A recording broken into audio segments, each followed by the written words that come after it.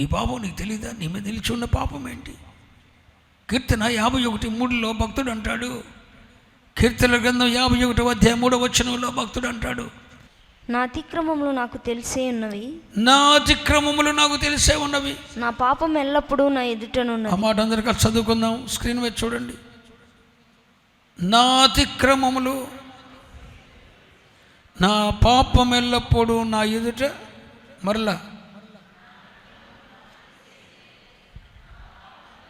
సాధ్యమైనంత వరకు నీ భక్తిగానే ఉన్నాను, యథార్థంగా ఉన్నాను. నటించొద్దు, డ్రామా వేయొద్దు.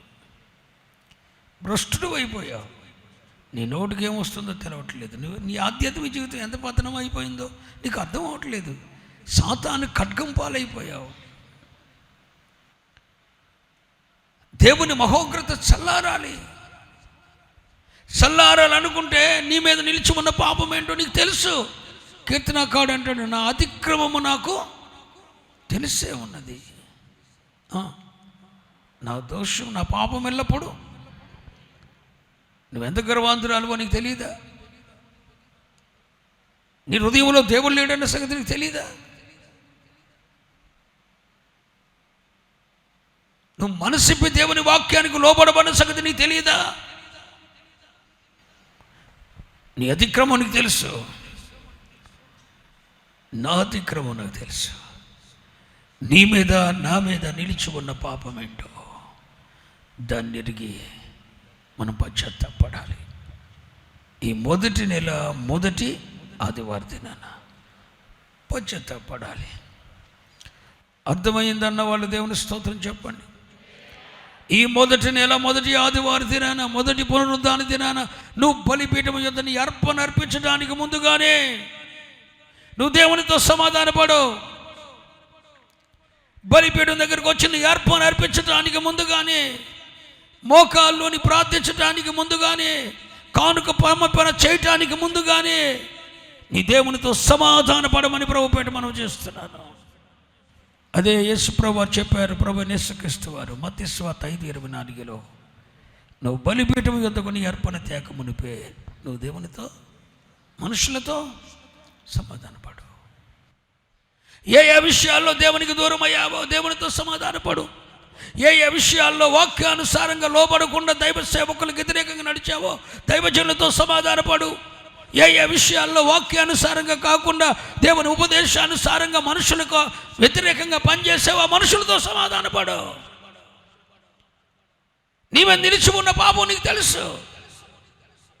వాక్యానికి విరుద్ధంగా ఏ మనుషులతోనూ సమాధానపడలేదు. వాక్యానికి విరుద్ధంగా ఎంతమందితో ఘర్షణ పెట్టుకున్నావు?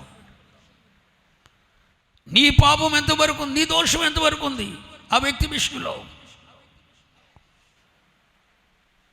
దేవుని విషయంలో చేసిన వాటికి దేవునితో సమాధానపడు. యాజకుల విషయంలో చేసిన వాటికి యాజకులతో సమాధానపడు. మనుషులకు వ్యతిరేకంగా నువ్వు చేశావు, వాళ్ళ కుటుంబం విచ్ఛిన్నమైపోవడం గల కారణం నువ్వే. వాళ్ళ బ్రతుకుల్లో సమస్య రావడం గల కారణం నీవే. అక్కడ సమస్య రేగడానికి గల కారణం నీవే. వారి దగ్గరికి వెళ్ళి సమాధానపడు. నీ ఇంట్లో అతిక్రమం ఉంచుకోవద్దు. ఎంతమంది జీవితాల్లో నువ్వు సమస్యకు కారణమయ్యావో ఆ మనుషులతో సమాధానపడు. యాజకత్వం చేస్తున్న దైవ సేవకునికి విరోధంగా చేస్తున్న వాటితో దైవ సేవకునితో సమాధానపడు. దేవునికి వ్యతిరేకంగా చేసిన వాటితో దేవునితో సమాధానపడు. బలిపీఠం యొద్ద నీ అర్పణ అర్పించకమునిపే, అర్పణ అంటే కానుక మాత్రమే కాదు, నీ హృదయాన్ని కుమ్మరించకమునిపే ఈ మార్పు నీలో రావాలి. నీ మీద నిలిచి ఉన్న పాపం ఏంటో నీకు తెలుసు బిడ్డ. ఒక దైవజనుడు అంటాడు, 2 సెకండ్స్ నేను భూత బొమ్మలు చూడటం కంటే, అశ్లీలతో కూడిన బొమ్మలు చూడటం కంటే 100 రకాల రోగాలు నా శరీరంలో ఉండటం మేలు అన్నాడు. ఒక దైవజనుడు ఇచ్చిన స్టేట్మెంట్ అది. ఒక్క పాపపు తలంపు నాలో ఉండటం కంటే 100 రోగాలు నాలో ఉండటం బెటర్ అన్నాడు. ఆ మాట విన్నప్పుడు నేను మోకాళ్ళ మీద ఏడ్చాను. ఒక దైవజనుడు ఇచ్చిన స్టేట్మెంట్ అది. నాలో ఒక పాప స్వభావాన్ని నేను జయించలేనప్పుడు 10,000 రోగాలు నాలో ఉండటం బెటర్ అన్నాడు. నా పాప స్వభావాన్ని జయించలేనప్పుడు ఈ 10,000 రోగాల నుండి స్వస్థత పొందినా నాకు లాభం లేదన్నాడు. యవనస్తుడా, నీ సెల్ ఫోన్ దేనికి వాడుతున్నావు? నీ సెల్ ఫోన్ ఎంత సభ్యంగా వాడుతున్నావు? నీలో 2 నిమిషాలు చాలు, 2 సెకండ్స్ నువ్వు చూస్తున్న బూత్ ఫిలిమ్స్, నీ అపవిత్రమైన కార్యాలు, నీలో నిలిచి ఉన్న దౌర్భాగ్యమైన క్రియలు, తల్లిదండ్రులకు తెలియకుండా చేస్తున్న స్టార్టింగ్స్, నీ భర్తను మోసం చేస్తున్న విధానం బయటపడి నీ రంగు బయటపడక మునిపే,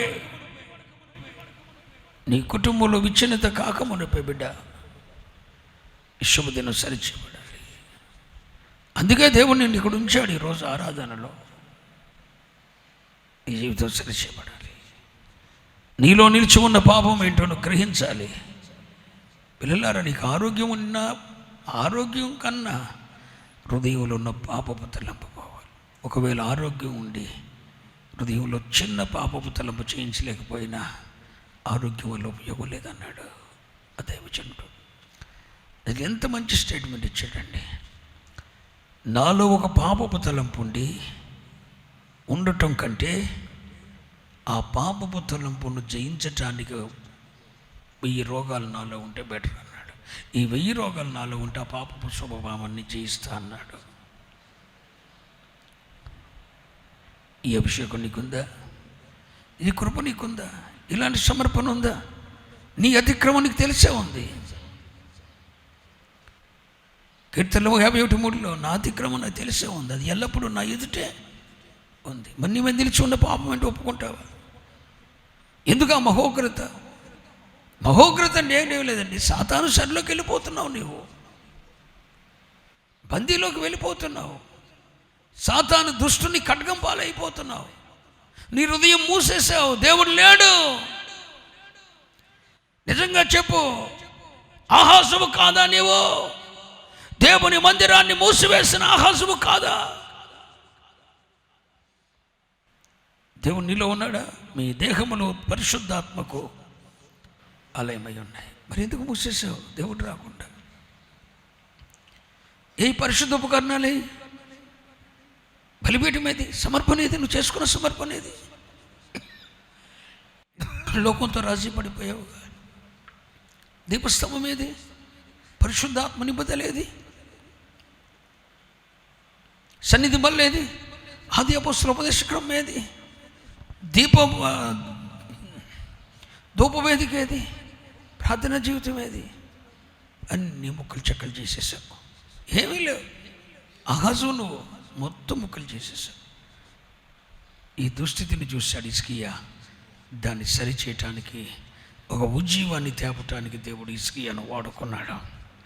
స్తోత్రం చెప్పండి.